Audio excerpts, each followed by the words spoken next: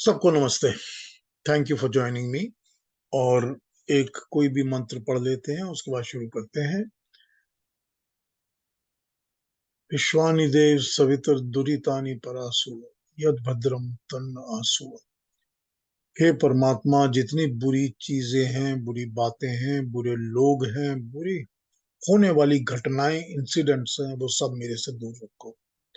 जो भी अच्छा है, कल्याणकारी है, भद्र है, शुभ है, अच्छा है मेरे लिए, बस मुझे वही प्रदान करो। हे प्रभु, यही प्रार्थना है। हम सब के लिए भी यही प्रार्थना। तो ये आज का मंत्र था। पिछले जो भी हमारे हो चुके हैं सेशंस, लास्ट सेशन जो था, उसमें कोई बात करनी है, पूछनी है तो आप पूछ सकते हैं। प्रभा जी ने एक रिक्वेस्ट की है कि नंबर 10 को एक बार फिर समझाएं, तो मैं उस पर बात कर लेता हूं अभी। पर और जनरली कोई आप लोगों का कोई क्वेश्चन है अबाउट द लास्ट जो भी हमने बात की थी, तो मुझसे पूछ लीजिए आप। नहीं तो मैं 10 पे आ जाता हूँ, फिर 10 एक बार फिर समझा देता हूँ। 10 के अंदर जो चीज है समझाने वाली, इन्होंने मुझे कहा, चलिए उसका वो निकाल लेता हूं। अन्वय। नंबर 10। वीत राग भय क्रोधा मनमया मामरी उपाश्रिता। ये है ना लाइन प्रभा जी?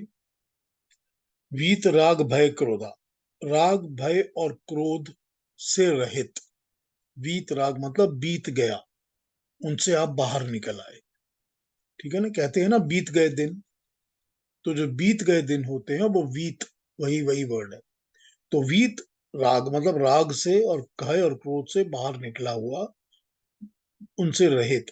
मनमया, मुझके मेरे अंदर लीन, मेरे ही पास, मेरे ही कामों में, मेरे ही नाम में लीन हुआ हुआ, पूरी तरह से हुआ हुआ। माम मेरी उपाश्रिता, शरण में आया हुआ, जो मेरी शरण में आ गया है। ठीक है? बहवह बहुत सारे, ज्ञान तपसा, ज्ञान और तप से पूता पवित्र होकर, मद भावम मेरी भावना में, मेरे स्वरूप को आगतः पहुंच जाते हैं, आ जाते हैं। ठीक है? अब इसमें मैंने उस दिन जैसे आपको समझाया था, एक बार फिर इस पे बात कर लेता हूँ। दो तीन बातें इसमें बहुत इंपॉर्टेंट होती हैं। एक तो वो कह रहे हैं कि तुमको, जिनको भी मेरे पास आना है या मेरे जैसा बनना है, तो मेरे जैसा बनने की क्वालिफिकेशंस उन्होंने इसके पहले, क्वालिटीज उन्होंने पहले बता दी हैं कि मेरे जैसे का मतलब क्या है। मेरे जैसे का मतलब है जिसको बार बार जन्म लेना नहीं पड़ता, जो प्रकृति पर अपना कंट्रोल रखता है, जो प्रकृति का दास नहीं होता। अगर वो प्रकृति का दास नहीं होता तो वो मोक्ष प्राप्त होता है, और जो मोक्ष प्राप्त होता है वो प्रकृति को अपने कंट्रोल में रखता है और अपनी इच्छा से जन्म लेता है। ये इन्होंने बता दिया पहले। अब बता रहे हैं कि अगर मेरे जैसा बनना है, मुझ जैसा होना है, तो कंडीशंस उसकी क्या हैं, और वो 1 2 3 करके बहुत सारी बताते हैं। तो उसमें से एक ये बता रहे हैं कि राग, भय और क्रोध, इनको छोड़ दो और ज्ञान और तप करो, तब मेरे पास आओगे। अब वही बात ना जो प्रभा जी आपने कही थी, ये तो कहते नहीं कि जाके गंगा में डुबकी लगा लो और मेरे पास आ जाओगे। ये तो नहीं ना कहते, क्योंकि ये तो हो नहीं सकता। और वही बातें हैं ना, जो भी आपको बताता है कि भाई ये कर दो, एक माला पहन लो, एक पत्थर लगा लो, 2 फूल लगा लो, मेरे को 100 रुपए दे दो, आप मोक्ष प्राप्त कर लोगे, तो ऐसा नहीं होता ना दुनिया। खुद भगवान कृष्ण तो कुछ और कह रहे हैं ना। क्या कह रहे हैं? वो कह रहे हैं कि राग, भय और क्रोध। राग मतलब अटैचमेंट्स, राग मतलब किसी भी चीज के साथ चिपक जाना, और भय, जब आप गलत काम करते हो तो भय होता है, डर होता है। और गलत का डर और अनजानी वस्तु का भी डर, फियर ऑफ द अननोन। क्योंकि हमको लगता है कि जो हमें नहीं पता उससे हमको डर लगता है। अगर डर नहीं लगेगा तो नहीं पता वाली वस्तु भी हमारे लिए प्रॉब्लम वाली नहीं रहेगी। ठीक। मुझको नहीं पता कि जो उल्टी तरफ एक घर है, लोग कहते हैं बिल्कुल सुनसान है, उसमें भूत रहते हैं, ये रहते हैं, वो रहते हैं, मुझे नहीं पता उसके बारे में, तो मुझे डर लगता है। अगर मुझको डर नहीं लगेगा तो क्या होगा कि मैं उस घर में बड़े आराम से जाऊंगा, रुकूंगा, घूमूंगा, फिरूंगा, आ जाऊंगा, कुछ भी नहीं होगा। तो डर जो होता है ना, वो इंसान को काम करने से, कर्म करने से, प्रॉपर कर्म करने से रोकता है। फिर वो बुद्धि, जो उन्होंने कहा था कि निश्चयात्मक बुद्धि के साथ कर्म करो, तो भय बैठा हुआ होगा तो आदमी निश्चयात्मक बुद्धि के साथ कर्म नहीं करेगा।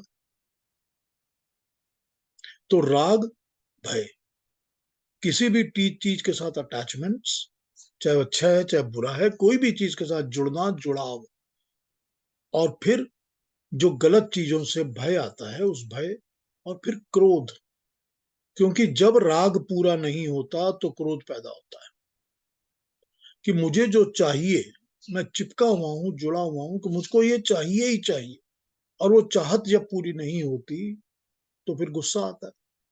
तो या फ्रस्ट्रेशन होती है, या गुस्सा होता है, या जो भी है वही होता है।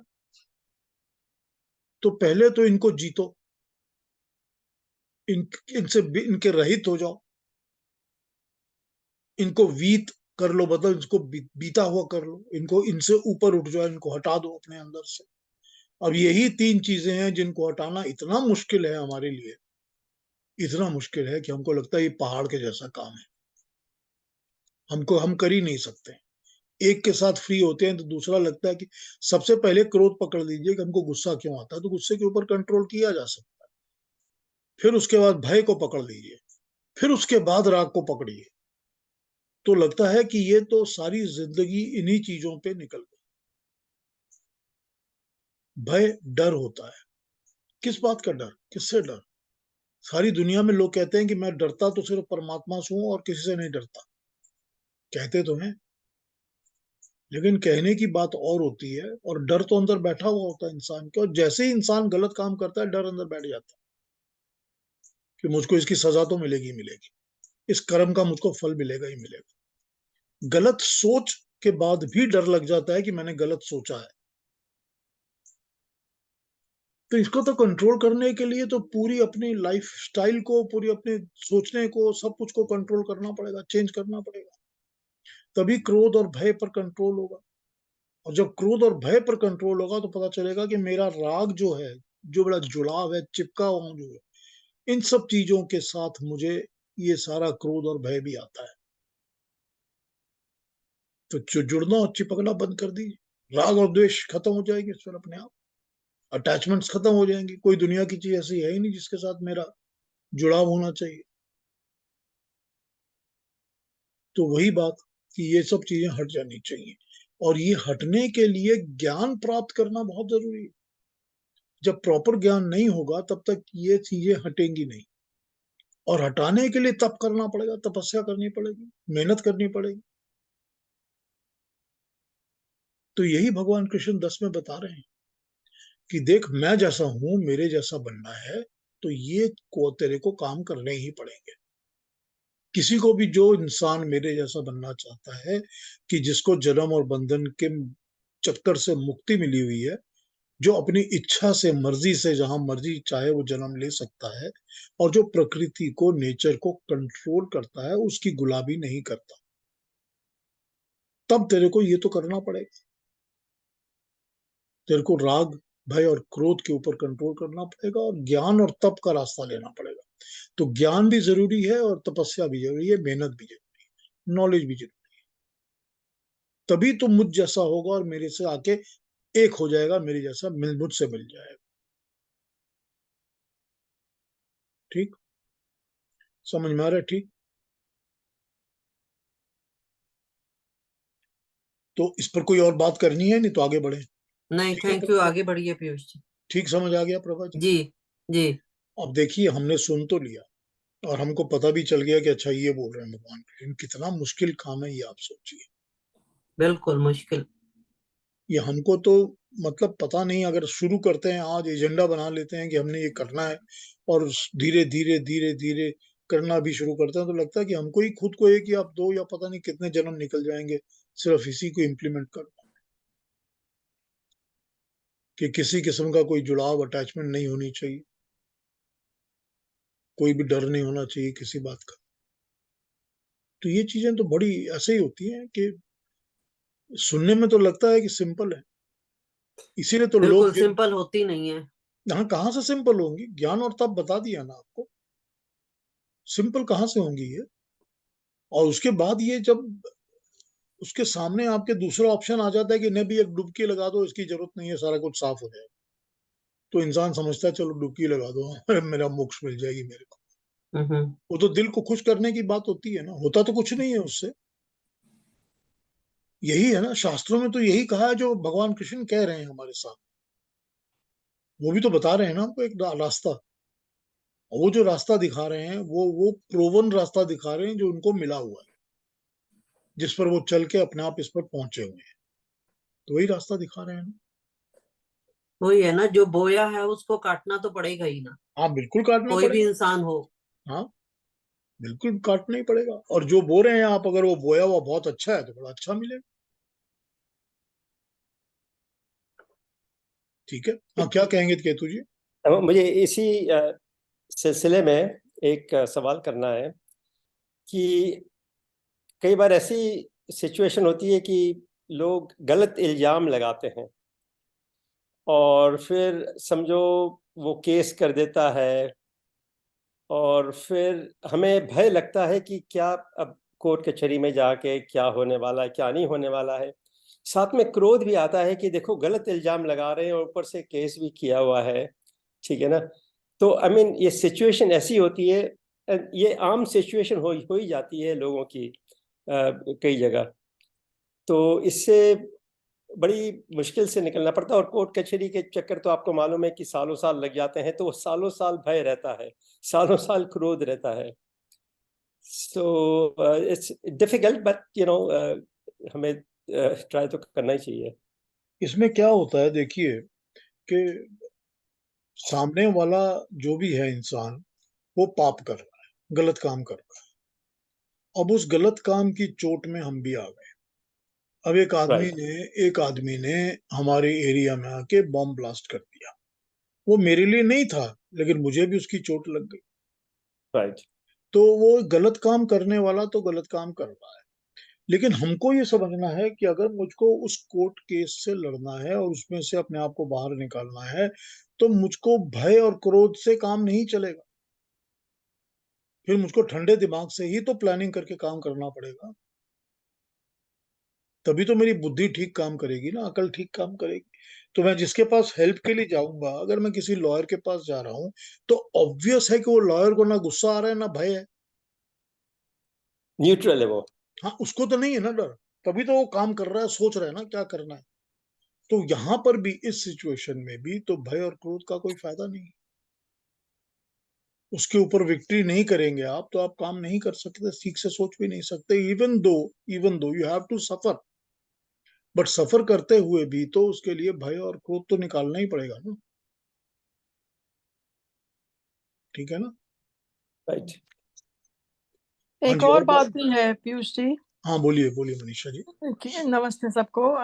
जब आपने कुछ किया नहीं है और आपकी कॉन्शियंस बिल्कुल क्लियर है कि मैंने कुछ नहीं किया है, तो फिर भय की क्या जरूरत है? चाहे आपके ऊपर कोई आरोप लगाए, या चाहे आपको उसके लिए कोर्ट कचहरी जाना पड़े, चाहे जेल भी जाना पड़े, आप जाओ ये सोच के कि मैंने तो कुछ नहीं किया, और ये मुझे जो जज कर रहे हैं इनको तो पता नहीं है, या इन्होंने गलत फैसला किया है, but your conscience is clear. तो अपनी कॉन्शियंस मेरे ख्याल से सबसे बड़ी बात है, कि आपको आपको पता है, चाहे दुनिया को पता हो या ना हो, आपको पता है कि आपने कुछ नहीं किया। ये जो उसका लिखा हुआ है ना, इनके कई लिखे हुए अलग अलग किताबें हैं, वीर सावरकर जी की।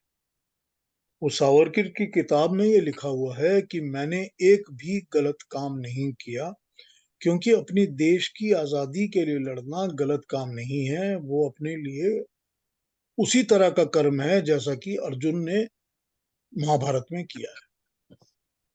ठीक है, ये वो लिखते हैं और कहते हैं इसके बावजूद जो मैं काला पानी की जेल की सलाखों के पीछे बिल्कुल गंदी से गंदी सजाएं पाके जीता रहा हूं, वो सब मेरे पुराने कर्म थे जो मेरे धुल रहे हैं। ये वीर सावरकर लिखते हैं, क्योंकि उनको भी तो पता है कि मैंने गलत तो कुछ किया ही नहीं है, लेकिन मैं इतनी बुरी तरह सफर कर रहा हूं, इतने सालों से सफर कर रहा हूं, ये तो उनको पता था ना। तो वो यही लिख रहे हैं कि ये देखो, ये जो सहन की शक्ति होती है ना, बच्चा जो पैदा होता है वो पैदा होकर तो कोई कर्म नहीं करता ना बुरे, कोई कर्म नहीं करता ना बुरे करता है ना अच्छे, तो अभी पैदा हुआ है बेचारा। अब उसके माँ बाप ने उसको उठा, किसी एक माँ बाप ने उसको उठा के बाहर फेंक दिया, सड़क पे फेंक दिया, कुएं में फेंक दिया, इधर उधर फेंक दिया, उसकी तो लाइफ में प्रॉब्लम हल हो गई ना, उसने तो कोई कर्म किया नहीं है। लेकिन उसको भी तो जिस कर्म की सजा मिल रही है, हमको किसी को भी जिसको पता नहीं होता कि क्यों मिल रहा है, उनको इसीलिए मिल रहा है क्योंकि हमारे कर्म थे कभी ना कभी जिसका हिसाब पूरा होगा। जब तक इसको हम ठंडे दिमाग से सोचेंगे नहीं, हम उसके ऊपर ऊपर से निकल नहीं सकते। We can't cross that barrier. और ये तो तुम हमको, अगर अकल है, अगर हम ये सोच सकते हैं, तो ये तो हमको योग दर्शन सिखाता है कि कैसे उस लेवल तक जाके सोचकर अपने उन कर्मों को रिविजिट करके देख सकते हो कि मैंने क्या किया था जिसका मुझको फल मिल रहा है। ये योग दर्शन सिखाता है आपको, आप कर सकते हो। तो अगर इतनी इंक्विजिटिवनेस है कि मुझे पता करना है कि मैंने किया क्या था, तो कर लो, पता कर लो।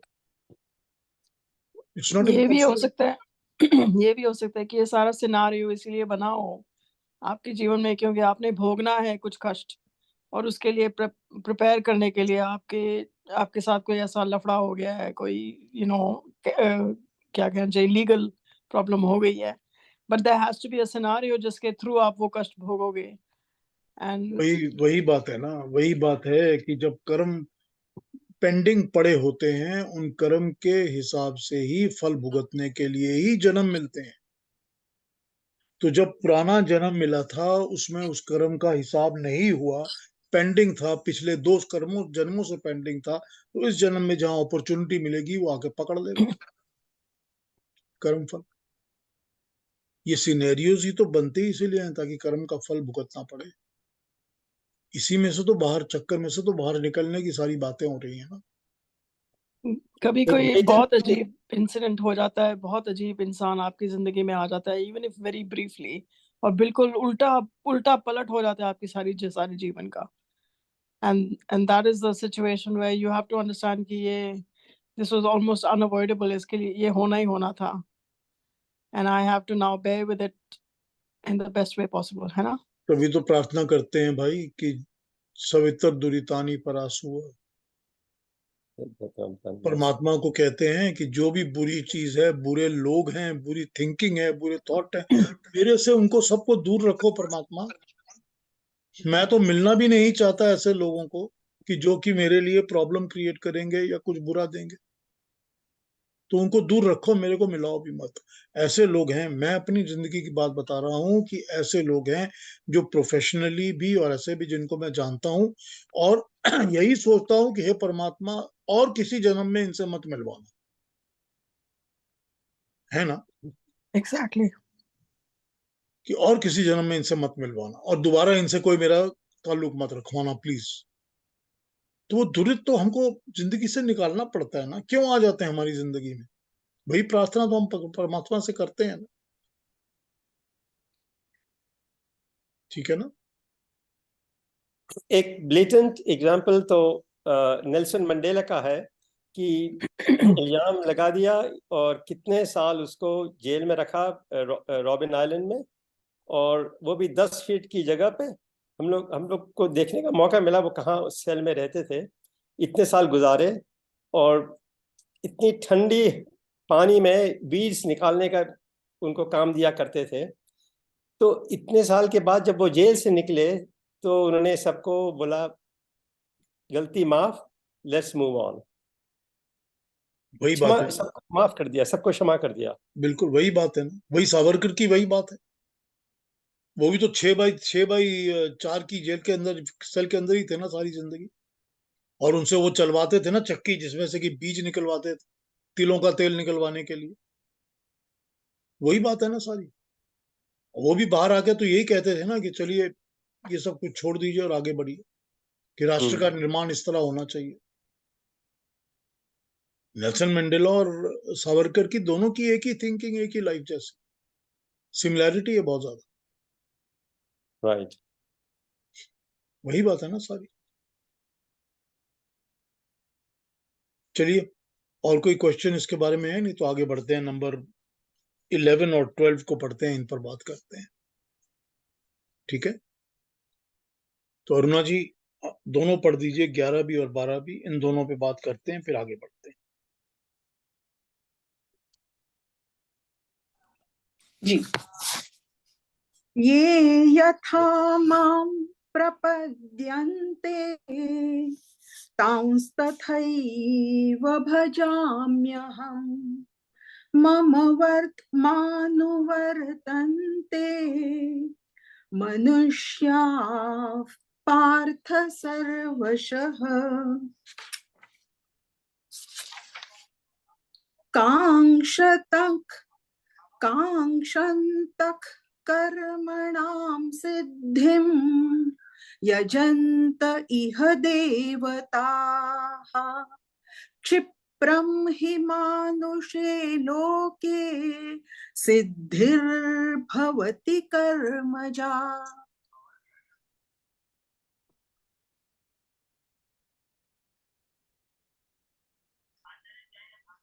जो लोग इस भावना से मेरे पास आते हैं, कोई फल की भावना से आता है, कोई अपने को भगवान को अर्पण करने की भावना से आता है, जो भी जिस भावना से मेरे पास आता है, मैं उसी प्रकार उसको अपनाता हूं। हे अर्जुन, मनुष्य सब ओर से मेरे मार्ग का अनुगमन करते हैं, फॉलो करते हैं। कोई लोग कर्म का फल चाहते हैं, इसीलिए वे देवताओं के यज्ञों द्वारा आराधना करते हैं, क्योंकि मनुष्य के इस संसार में कर्मों के द्वारा उत्पन्न होने वाला फल बहुत शीघ्र मिल जाता है। बड़े प्यारे दोनों श्लोक हैं। आइए इन पे बात करता हूँ, लेकिन एक दो इनके ट्रांसलेशन और पढ़ लेता हूँ, फिर बात करता हूँ इनके ऊपर। गीता प्रेस वाले लिखते हैं, number 11, Arjun, howsoever men seek me, even so do I respond to them, for all men follow my path in every way. In this world of human beings, men seeking the fruition of their activities worship the gods, for success born of action follows quickly.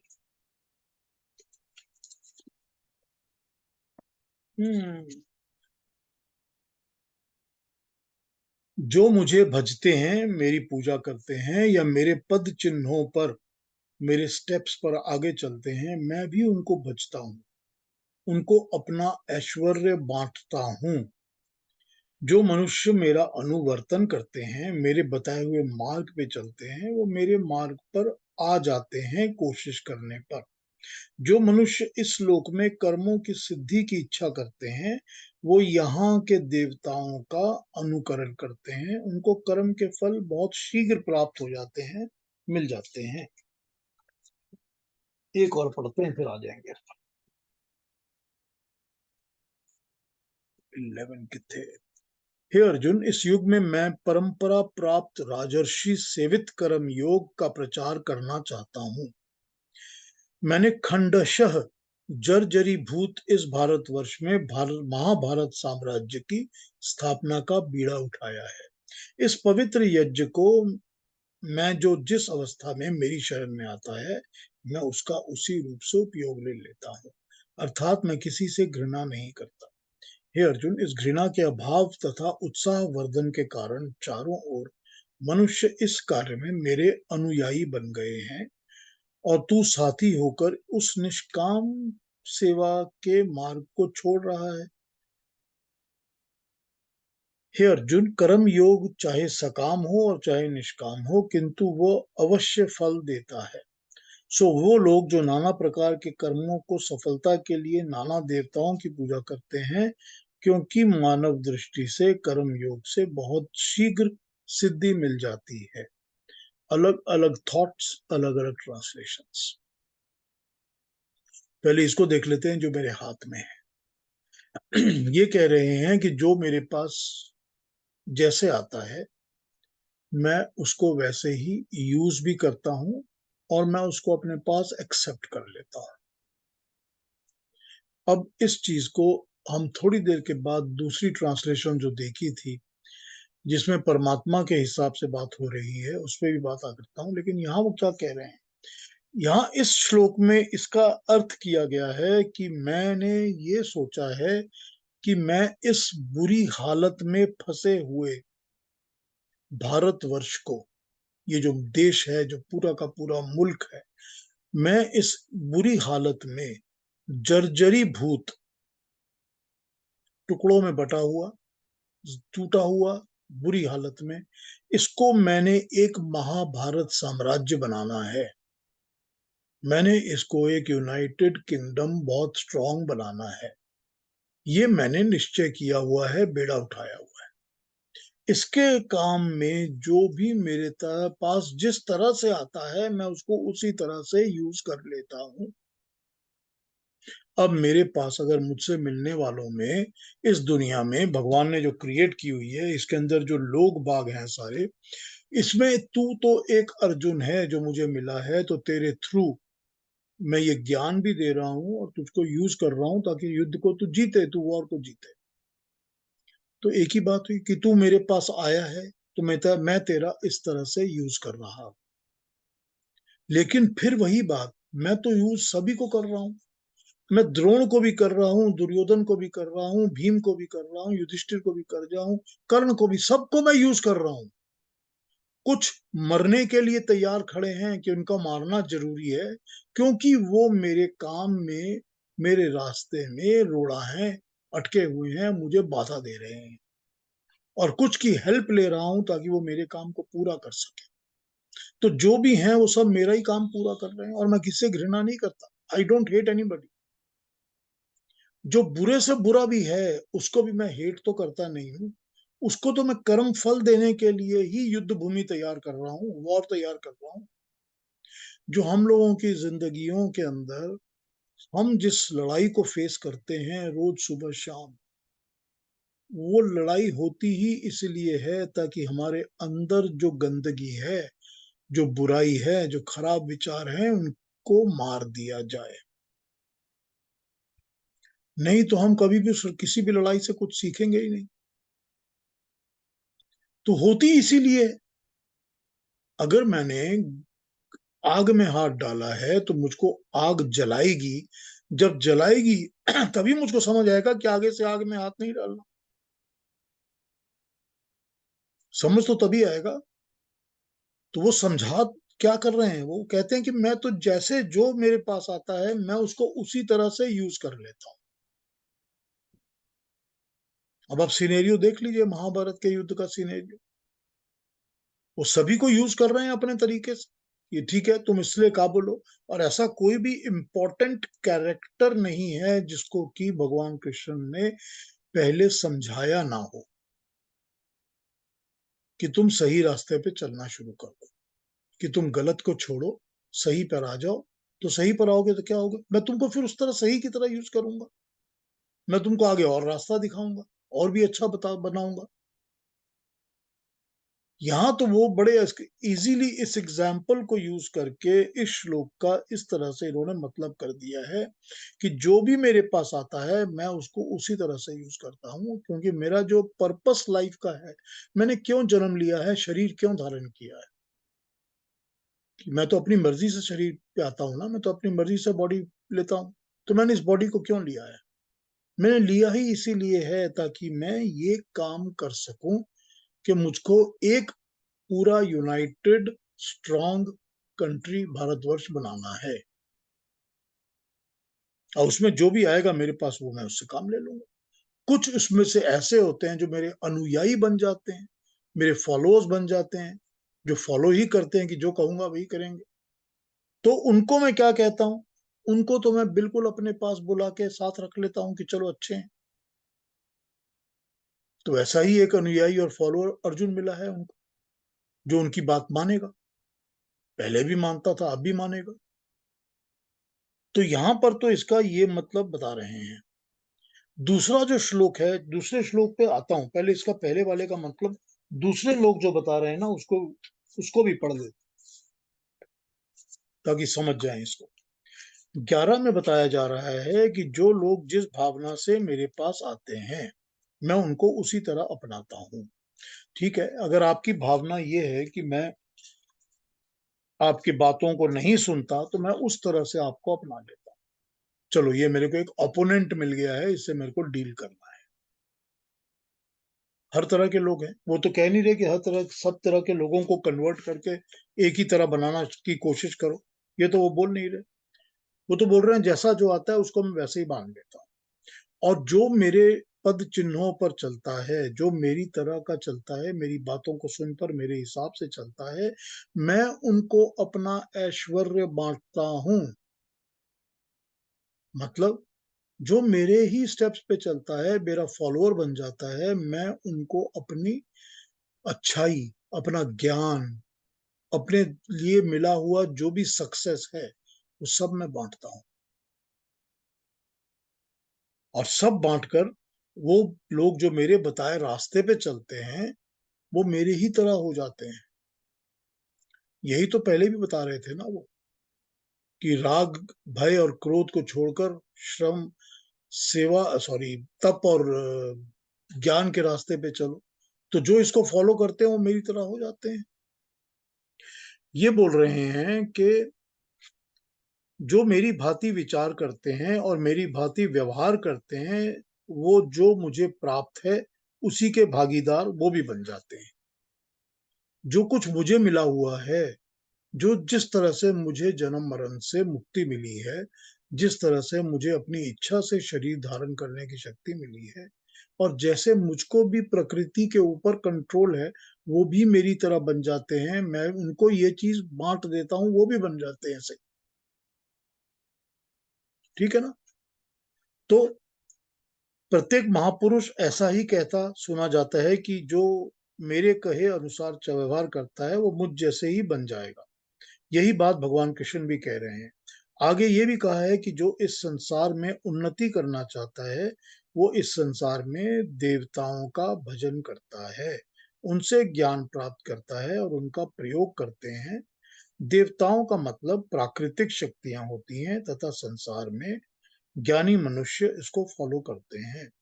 देवताओं के भजन से फल इस जन्म में ही मिलता है। इसका फल अपने जन्म तक, अगले जन्म तक नहीं जाता। इस विषय में आगे 7वें अध्याय में भी बताया गया है। तो जो अगला श्लोक है 12वां, उसमें कहा है कि जो मनुष्य इस लोक में कर्मों की सिद्धि की इच्छा करते हैं, वो यहाँ के देवताओं का अनुसरण करते हैं, उनको फल प्राप्त हो जाते हैं। इसका बड़ा सिंपल स्ट्रेट एप्लीकेशन ये है कि जो भी इंसान ऐसे होते हैं, जो लोग देवता किसको कहते हैं? देवता कहते हैं जिसके पास कोई भी दिव्य गुण या दिव्य शक्ति होती है। दिव्य गुण, वो कोई भी गुण जो कि परमात्मा ने दिया है, और ऐसी शक्ति जो कि परमात्मा ने दी है। तो जिसके पास भी ऐसी ताकत है, ऐसी क्वालिटी है जो कि ऊपर वाले ने दी है, वो दिव्य गुण, दिव्य शक्ति वाला, उसको हम देवता कहते हैं।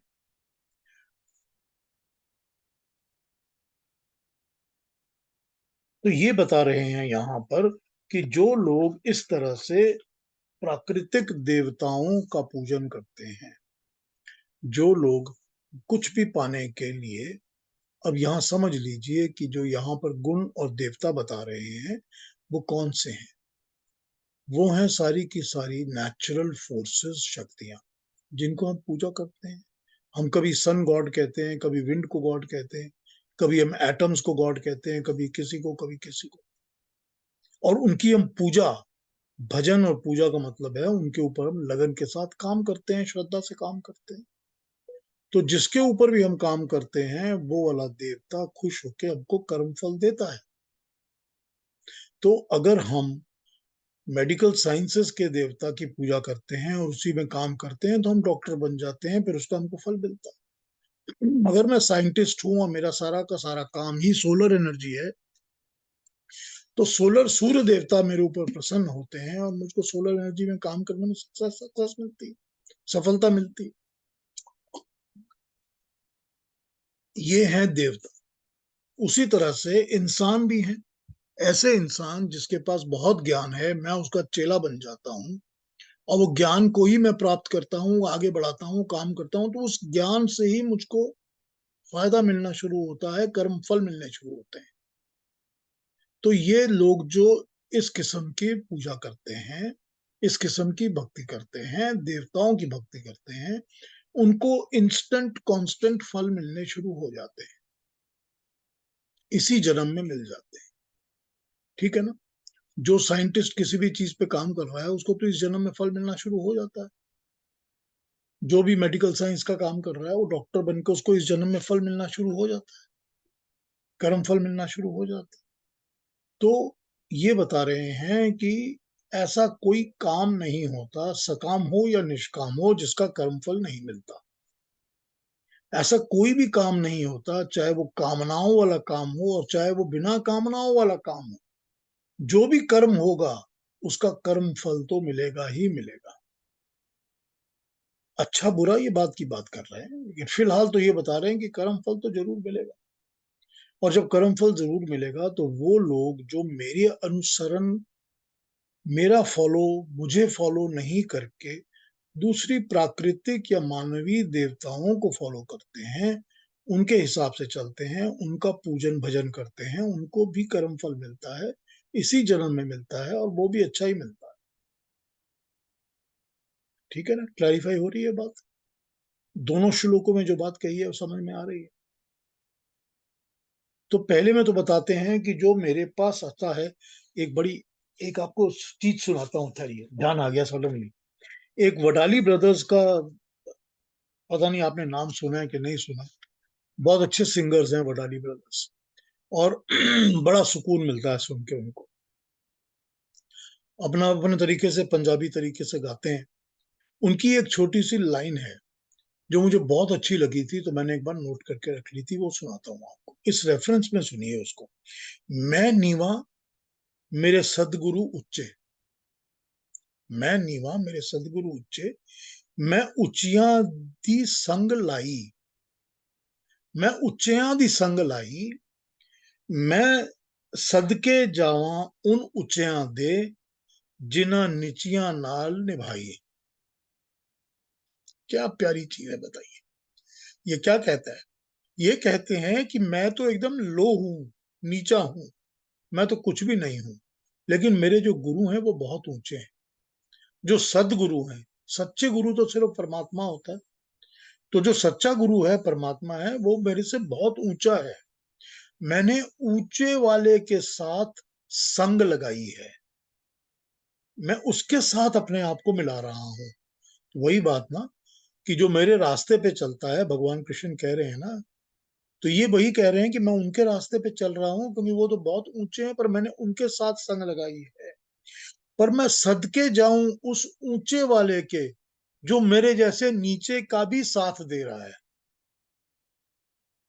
यही बोल रहे हैं ना ये, जिन नीचिया नाल निभाई। अरे वही भगवान कृष्ण बोल रहे हैं ना, मेरे पास तो जो जैसे आता है मैं वैसे ही उसको यूज करता हूं ना। तो वो कह दिया ना भगवान ने कि मैं नीचे वाले के लेवल पर भी तो जाके उसको अपना लेता हूं। वही बोल रहे हैं ना इसमें। ये पंजाबी का जो टुकड़ा है छोटा सा, ये वही बोल रहे हैं, एकदम एक ही बात जो भगवान कृष्ण का श्लोक है, अभी आपने देखा 10 नंबर का। वही ये बात बोल रहे हैं, मैं नीचा मेरा सदगुरु उच्चे, मैं उच्चियां दी संग लाई, मैं सदके जावा उन उच्चियां दी जिन नीचियां नाल निभाई। वही बात, एक ही बात बोल रहे हैं। और वही भगवान कृष्ण बोल रहे हैं कि मैं जिसके, मेरे पास जैसे जो आता है मैं उसके साथ वैसे ही निभाता हूँ, मैं उसको वैसे ही यूज करता हूँ। तो ये नहीं कहा जा सकता कि मैं अगर परमात्मा की, ईश्वर की भक्ति करता हूं, उसको याद करता हूं, तो वो तभी मेरे को अपनाएगा जब मैं बहुत ऊंचा हो जाऊंगा। ये नहीं कहा जा सकता, क्योंकि वो उस लेवल पर आकर ही अपना लेता है। मुझे जो जिस तरह मिलता है, मैं उसको उसी तरह अपना के यूज कर लेता हूं। यही तो कह रहे हैं ना भगवान 10वें श्लोक में। तो ये हमको रिस्ट्रेन नहीं कर रहे, रिस्ट्रिक्ट नहीं करते कि तुमको तो कुछ पता ही नहीं, तुम कैसे मेरे पास आ सकते हो। ये तो नहीं कहा गया ना तुम नेक्स्ट लेवल पर आओ, फिर उसके अगले लेवल पर आओ, फिर उसके अगले लेवल पर आओ। तो लेवल तो कभी खत्म ही नहीं होते। यहाँ तो ये कह दिया कि मैं नीवा हूं तो भी मेरे पास वो ऊंचा वाला आ ही जाता है। मैं एकदम नीच हूं, फिर भी मेरे पास परमात्मा आ जाए, अगर मैं उसके साथ संग लगाता हूं तो। अगर मैं उनकी तरह, उनके कर्मों में, उनकी बताई बातों के हिसाब से जो वो कह रहे हैं उसकी तरह चलता हूं तो। जब मैं उनकी तरह चलना शुरू करता हूं तो मेरे साथ आके मिल जाते हैं, मुझे अपना लेते हैं। यही इसमें 10वें श्लोक में भगवान कृष्ण कह रहे हैं। जो जैसे भी मेरे पास आना चाहता है, मेरा अनुसरण करता है, मेरी तरह से फॉलो करता है, चलता है, मैं उसको अपना लेता हूं। और जो लोग मुझे फॉलो नहीं कर रहे होते, दूसरी शक्तियों को फॉलो कर रहे होते हैं, दूसरी चीजों को अपनाते हैं, उनको भी उन चीजों का फल तो मिल जाता है। ठीक, कि भाई मैं परमात्मा को याद नहीं कर रहा, लेकिन मैंने एक गुरु को पकड़ लिया, और गुरु को पकड़ के मैंने गाना गाना शुरू कर दिया, और मैं बहुत गाने का रियाज प्रैक्टिस करता हूँ, उसी में मेरा भजन पूजन, उस गाने के ऊपर ही मेरा सब कुछ लगा रहता है। तो उसका भी तो कर्म फल मिल जाता है ना। मैं गायक बन जाता हूँ, सक्सेसफुल हो जाता हूँ, लोग मुझको सुनते हैं, हर तरह का कर्म फल मिल रहा है ना। तो जिस चीज को फॉलो करोगे, जिसको भजन पूजन जिस चीज का करोगे, डेडिकेशन जिस तरह होगी, उसका फल मिलेगा उस तरफ से। और जो मेरी तरफ आएगा उसको भी इस तरह फल मिलेगा। हर तरह के इंसान, हर तरह के लोग, हर तरह की वेराइटीज, सब समझा दी इन्होंने 2 श्लोकों के अंदर, सारी बातें बता दी। ठीक है ना, समझ में आ गई बात? कोई क्वेश्चंस हो तो पूछ लीजिए, कोई भी कमेंट क्वेश्चन हो, दोबारा समझना हो तो भी पूछ लीजिए। आपने बहुत अच्छा समझाया।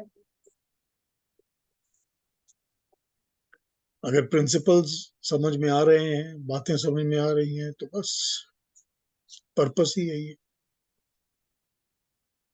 जब आपके ऊपर उन बातों का असर होता है तो हम जब सुन रहे होते हैं तो हमारे ऊपर भी ऐसे ही होता है। ऐसे ही होना भी चाहिए, तभी तो अच्छा लगता है ना, तभी बातें बैठेंगी ना अंदर। जी। नहीं तो उड़ के चली जाएंगी, ऊपर से कोई फायदा ही नहीं।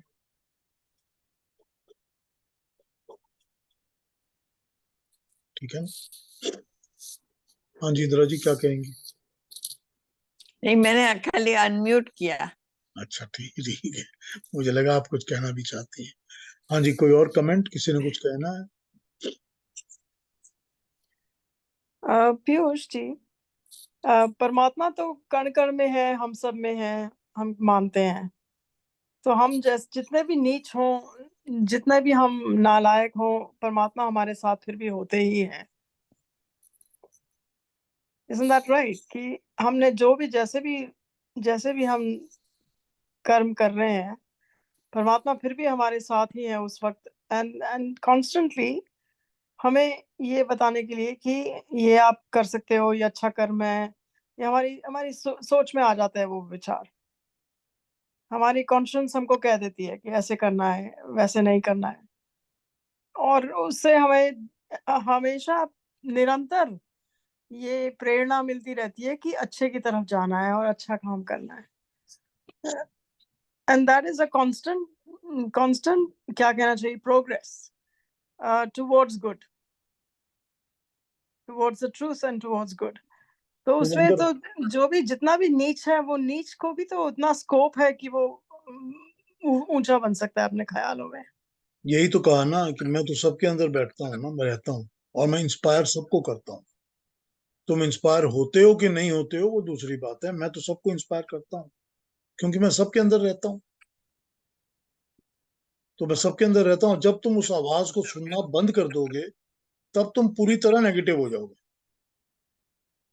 लेकिन जब तक मैं हूं, गंदी से गंदी हालत में भी छोटी बड़ी आवाज तो छोटी सी आती रहती है कि बुरे कर्म से को छोड़ो, इनसे बाहर निकलो।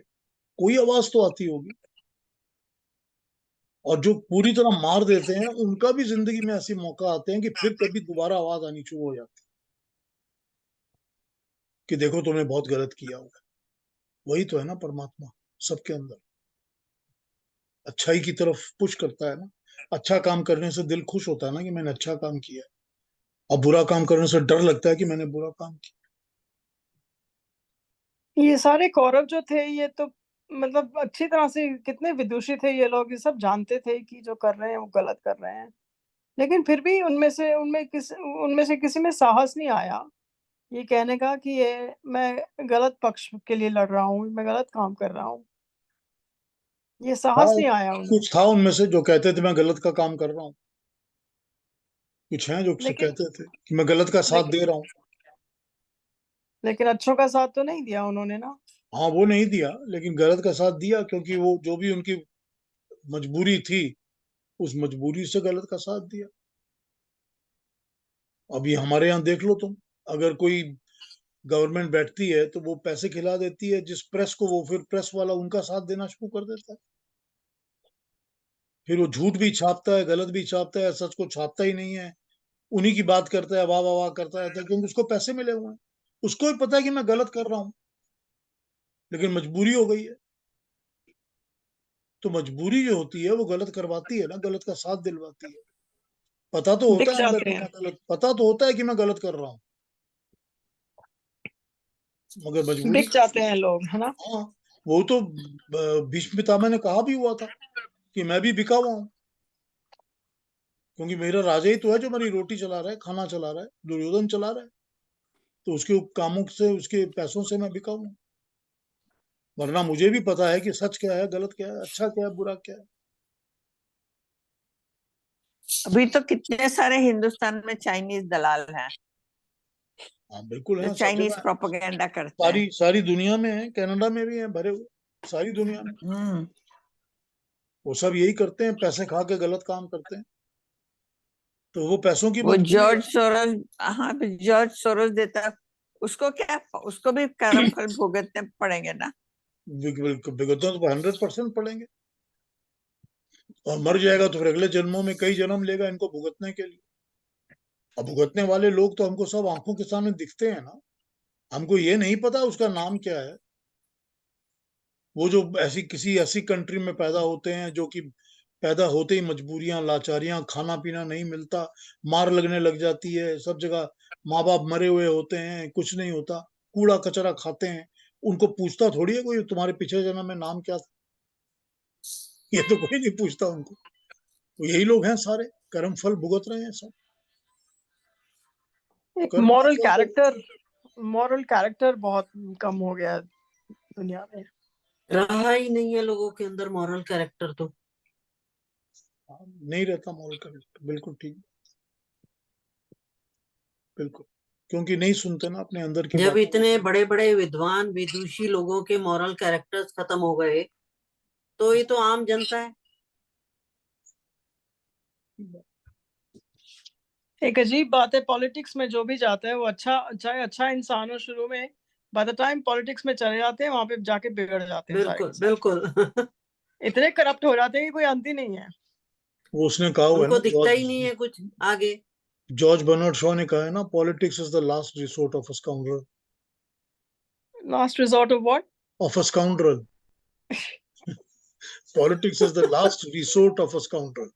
करेक्ट। ये बर्नार्ड शॉ ने लिखा हुआ है ना, बिल्कुल ठीक लिखा है,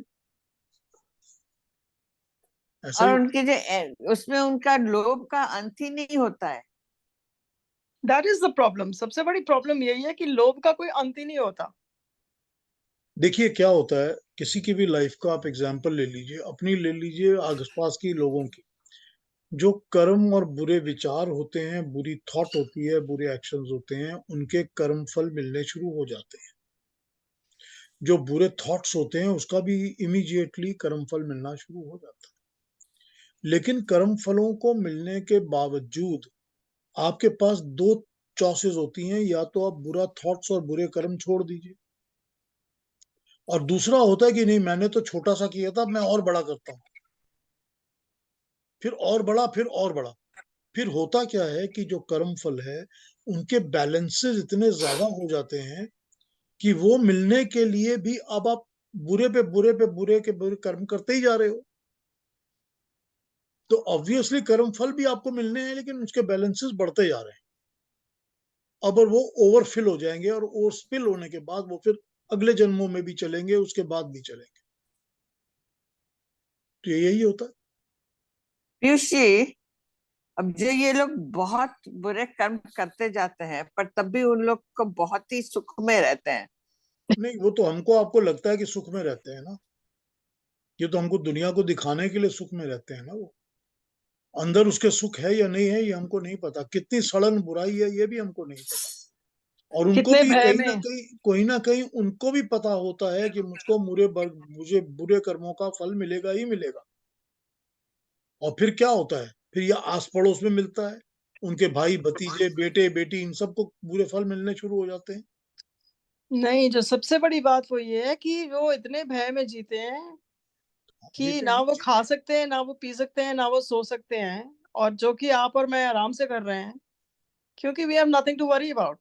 लेकिन जिन्होंने बुरे कर्म किए हैं उनसे, वो बाहर से तो दिखते हैं कि बड़े सक्सेसफुल हो गए हैं, बहुत उनके पास पावर है, पैसा है, जो भी है, लेकिन अंदर ही अंदर वो कितने खोखले हैं और कितने डरपोक हैं, डरे हुए हैं, कितने भय में जी रहे हैं, कितनी उनकी आशंका दिन रात बढ़ती रहती है, हर एक पे शक करते हैं, हर एक का सोचते हैं कि कोई हमें पकड़ ना ले।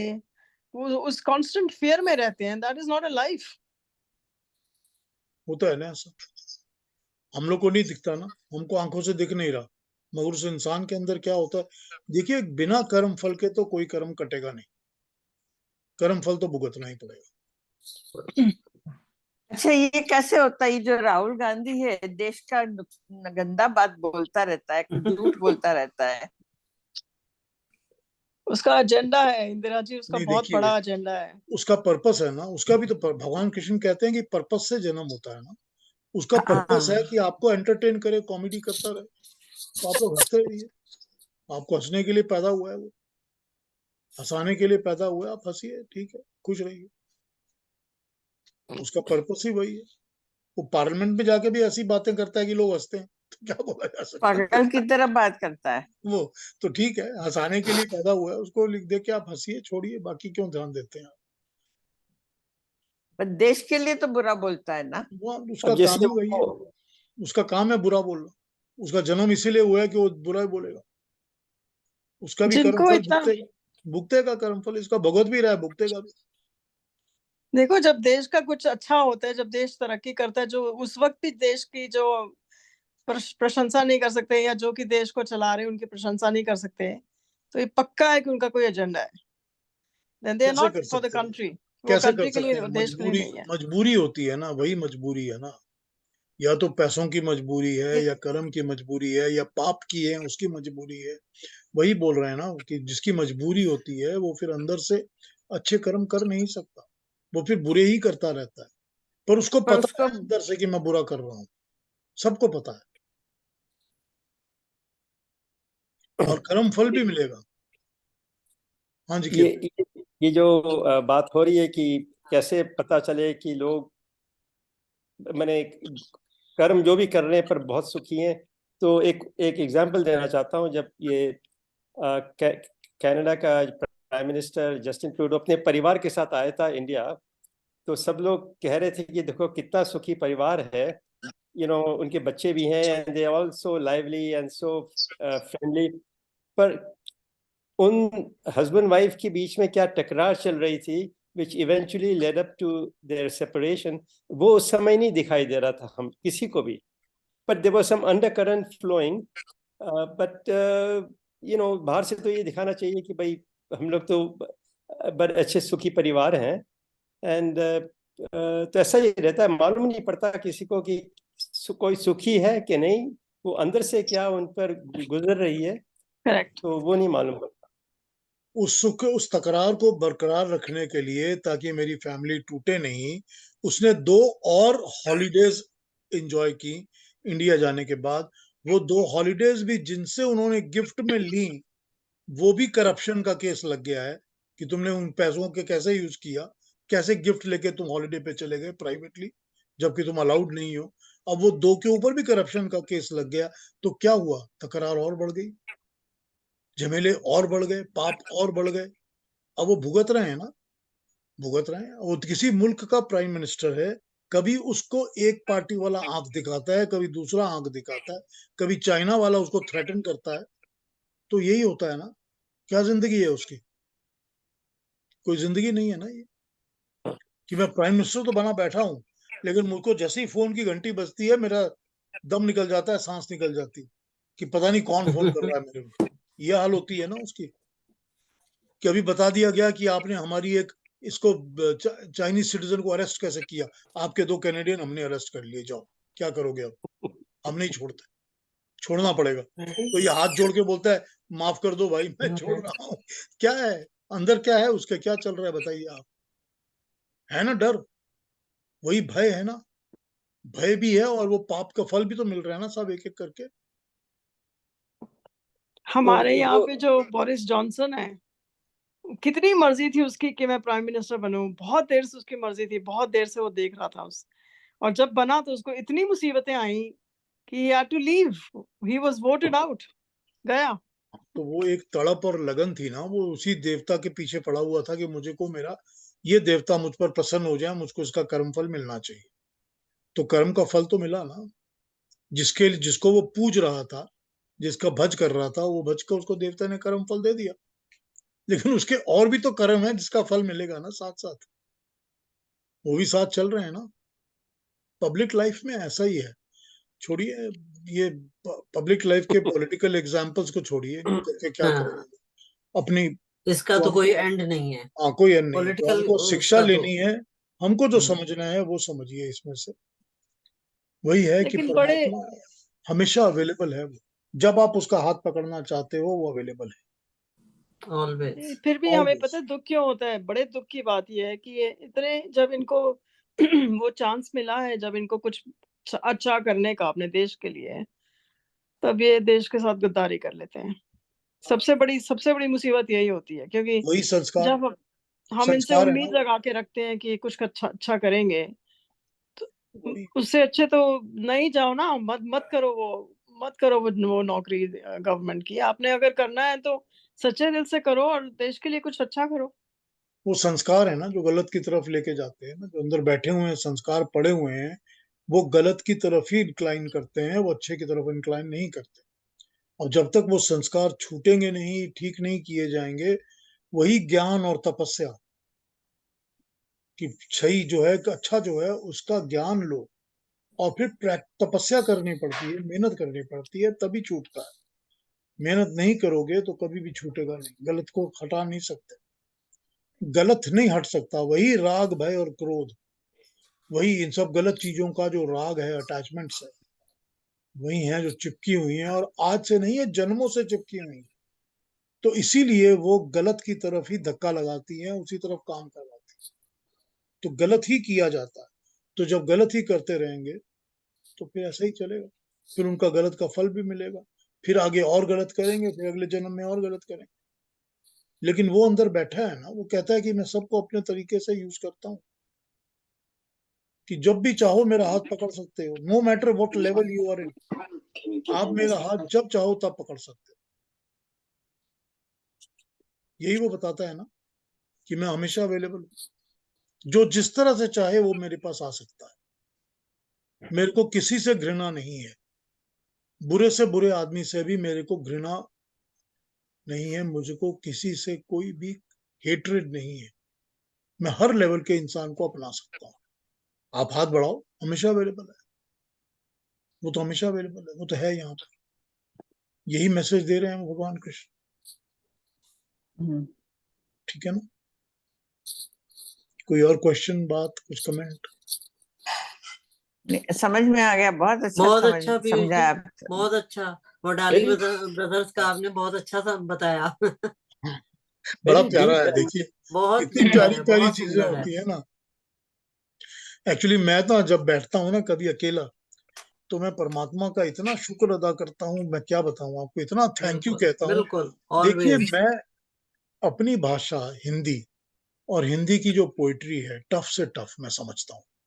आप मेरे सामने जयशंकर प्रसाद ले आइए, कालिदास ले आइए, मैं पूरी समझता हूँ।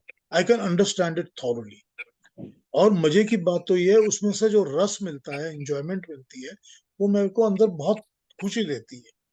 और जिस तरह मैं इसको समझता हूँ, उसी तरह मैं पंजाबी भी समझ लेता हूँ, क्योंकि पंजाबी लैंग्वेज है, पंजाबी में पला बड़ा हूँ, तो पंजाबी की पोइट्री, पंजाबी की सारी चीजें, वारिस शाह कह लीजिए या आज का गुरदास मान कह लीजिए, सब समझता हूँ अच्छी तरह, बहुत इंजॉय करता हूँ, उसका रस लेता हूँ।